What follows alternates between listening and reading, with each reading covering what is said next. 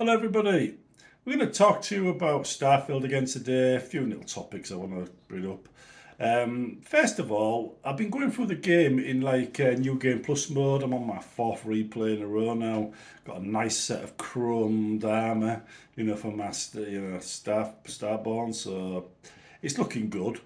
I would say though that there's a few things that are never change, and there's some things I didn't expect to be there after a restart.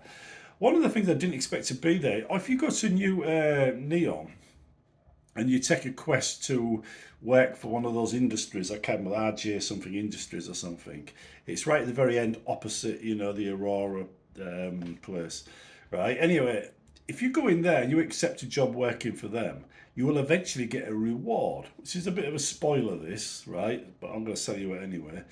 And it allows you to mind control individuals using the scanner and the E key. Now, you need it for part of the quests, and you keep it after you finish the quest. So it becomes a bit of a trick, you can add to your arsenal.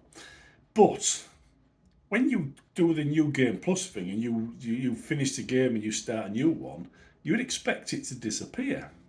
Only it doesn't. It was still there at the end when the game, respawned. I started again. It's permanent part of my character now. So I was happy and a little bit surprised by that. I don't use that feature anyway. I don't use any of the Starborn features either. To be honest, they don't feel a natural part of the game, so I tend to avoid them. Anyway, that was a surprise for me. Matty did an interview with Todd Howard, and he was talking about Starfield, Shattered Space, expansion. And in that expansion, he said that the expansion itself is going to be more traditional, more like Far Harbor. In other words, you're going to go there; it's going to be one world to explore. Now, if they're going to follow that route, that means you probably won't get many additions to the rest of the world. It'll just be you go to this new place, you get all the new features. Pardon me for a cough. So yeah, I think it needs it. It didn't need to be random wells like it has been, but I don't think it's going to fix Starfield's problems overall. It'll identify the problem by showing you what works and what doesn't, and I reckon Starfield Shattered Space might work compared to the world. The random spawn wells now that you get. Well, not random, are they? What are they? The kind of well, the worlds, you land on the world, you start searching, you find places, you go further, you find more places, and it's always the same thing that pops up. This is a custom built world space, and as a consequence, it should be a lot more interesting and a lot more on point. So I think they've identified the problem and they're releasing something that fixes the problem. Well, don't fix a problem; it avoids a problem. But they haven't fixed the problem in the rest of the game. The Shattered World isn't, or Shattered Space isn't going to solve the problem for the rest of the game. It's just going to work around it for the expansion. And if they do yearly releases, then hopefully eventually we'll have enough world spaces to make it interesting. Because at the end of the day, right, you want to be able to reach level 100, right, without having to restart 4 or 5 times like I've had to do to get as far as I have done, right? Because you want to be able to just play it through once, and there isn't enough interesting gameplay in it to allow you to do that. You try to get through once, you have to do a lot of grinding to get anywhere near level 100. So if they do this well space thing, yeah, it should work quite well. At least I think so. It feels like it. Um, there are other aspects to the game I'd like to see change. And I've been going through this, play the game, focus on one aspect of it, restart the game, move on to the next, focus on different aspects, restart the game, focus on another aspect, restart the game, like that, using New Game Plus. And a few ideas have popped into my head. Like, for instance, those Trackers Alliances, they basically added a mission board. So it's just repeating the same old nonsense, right? Now, what happens, if you had like more, outposts? What happens if you put your base next to one of these outposts that had a trader on it? There's one planet, Alpha something, or System Alpha something. It's 3 of them in one place, and there's on one of the planets there's two colonies right next to each other. You could put your base right in between those two, and you'd be able to sell goods to both of them. You know, save you even travelling off planet, it'd be nice and quick. So I was thinking that as well. Also, I've been trying to level up. Well, not level up. We're trying to get the skills needed to get all the achievements. I'm only about 3 or 4 off now, but they're some of the more tedious ones to get. One of them you need to be at level 100. I'm at about level 70, so I'm a bit off of that yet. I've got to smuggle goods. I haven't quite figured out we're supposed to do that yet, right? And it should be obvious, but it isn't. I've tried. Um, and there's a few other things. I've also got to find a lot of biomatter type thing, 500 units. I'm told though that the biomatter has to be if you get something like with minerals, you get 3 items from one source. It only counts as one. So I'm assuming that the biomatter thing is the same. I can't remember what they call it now. It's just an achievement anyhow. So there's that. But yeah, I'm going through the game over and over again, just thinking about how things could be improved. And there's plenty of ways. I mean, Freestyle Rangers has a huge scope for improvement. I mean, we all like. I mean, how many of you like Fallout New Vegas? The kind of like Texan feel to it. Well, Freestyle Rangers. There you go. Same sort of thing. But you always got that same old go to a planet, shoot them up, go to the different planet. Oh, look, it's the same base thing going on. So I think if it's possible, like if you go back to my earlier videos from before when Starfield was released and you look at some of them, you'll see me talking about randomly spawning bases. They have a list, they spawn it on the planet, right? Well, I'm thinking now, right, that what they've done is they might have randomly spawned it when they were generating the universe, but once they've been randomly spawned and created on that planet, they're permanent fixtures. That's what I'm thinking. So that they're not as random as it looks. So I'm thinking, that I'd probably have to, build a few on different planets for missions. Now, in the past, when I've done quest mods, I've always built lots of locations for my quest, lots of them. Pardon me. Which gives me the opportunity to go through these things and make some rather unique looking encounters. House for Ruin, for instance, in Shattered Space looks a bit unique compared to the rest of it. It makes the game look less generic. It might even look completely out of place. The other thing is as well, systems. Systems haven't got a lot going on in them other than asteroids and planets. There's plenty of things that could be going on there. I mean, for instance, right, the starship encounters, you jump to a planet, oh, look, there's a ship.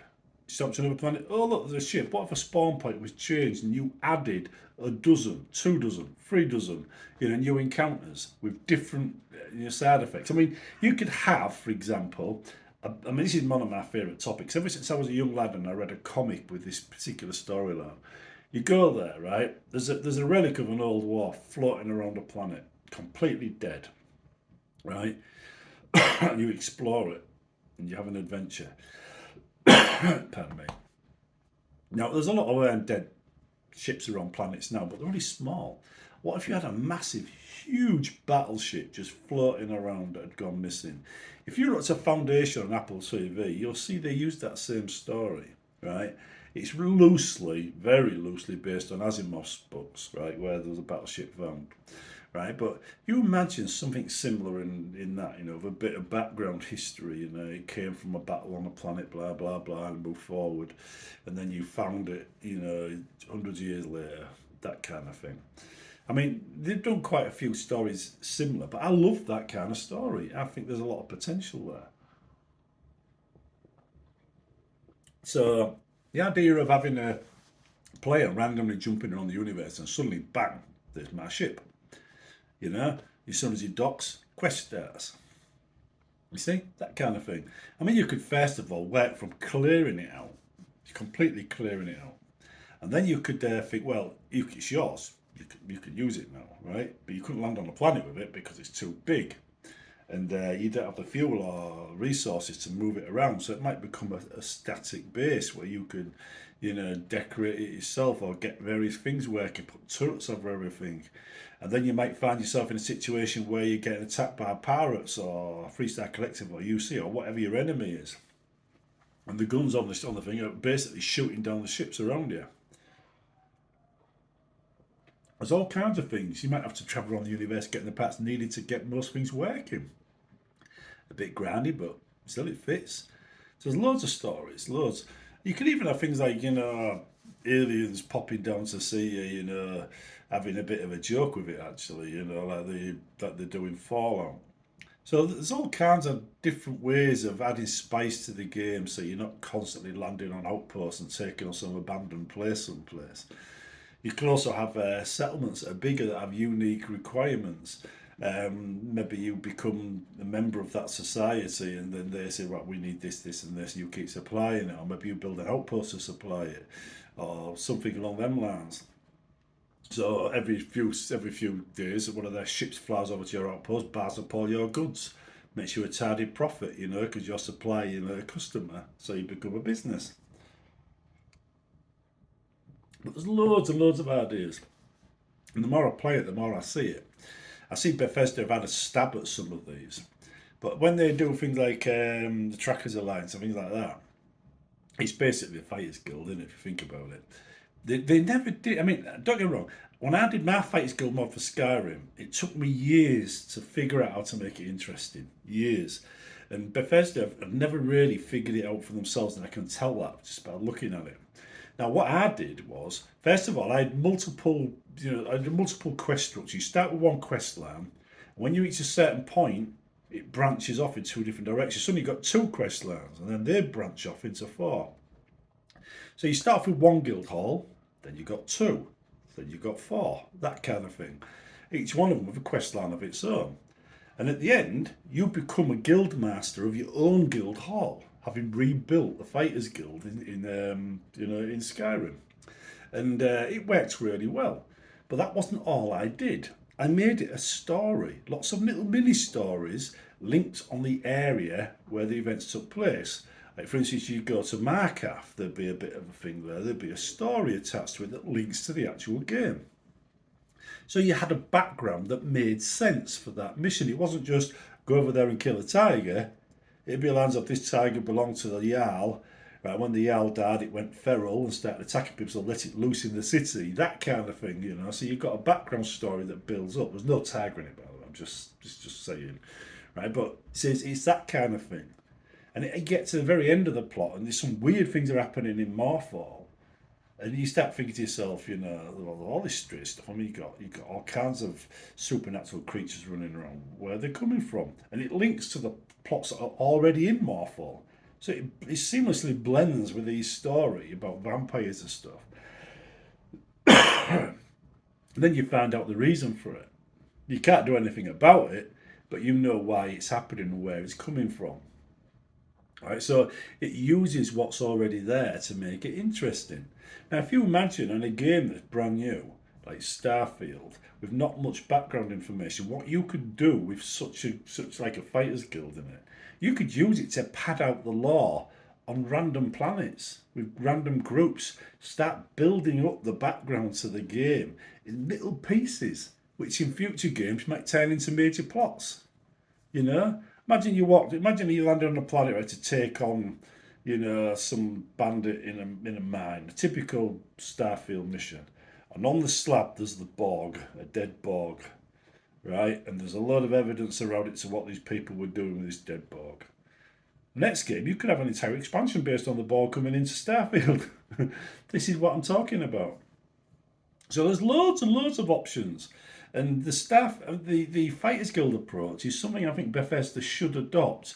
Every mission should have a background story with supporting evidence, logs and things lying around that back up what's being done, like they do when you're doing dungeon delving and things like that. There should be background information, and that should be relevant and interesting, not just Bob said he shouldn't do this experiment, Jim agrees, says, and Jane has gone off in the huff because of it. Oh, look, the whole place is burnt down. That's not interesting, right? Make it interesting. Say, just involve factions, make it a bit grander, the storyline, bring it to life, make people care about it, says, and I think that works. I mean, when you do these random missions, you always get some lame story, just not interesting, doesn't grab you in the slightest. Make that part of the story, make that part of the plot. Because let's face it, they do this plot where you've got one guy which you have to kill in order to finish the mission. That's a free line mission quest. Free lines. Is this character dead? Yes, run this. And if it isn't, it just keeps asking, is this character dead? Over and over again. Until you actually kill him and then it's mission completed. It's a simple thing. I've done it myself, but I do it as stocking fillers. I don't do it as a main quest. I don't do it as something like you get on mission boards.